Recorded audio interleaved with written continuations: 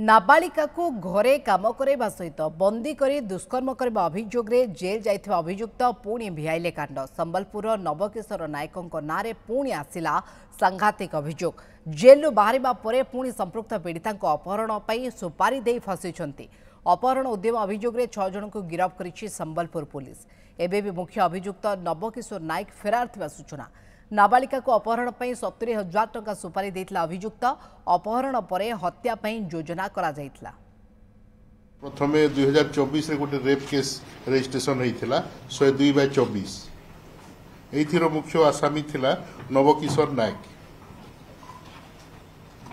तो से 4 तारीख राति रे से प्लानिंग कला कि से जो रेप केस रो विक्टिम स्टार्टअप किडनैप करिया आ प्लानिंग करी कि से अभिषेक पलई हीराकुद्र आ संगे आहरी विवेक सिंद्रई बबलू बेहरा प्रकाश गौड़ रोहित चंचन कालू बहादुर एमान संगे प्लानिंग कला कि से आमे स्टार्टअप को किडनैप करूँ। ये प्लानिंग कला परे 4 तारीख राति रे से विक्टिम घर को जाइछु।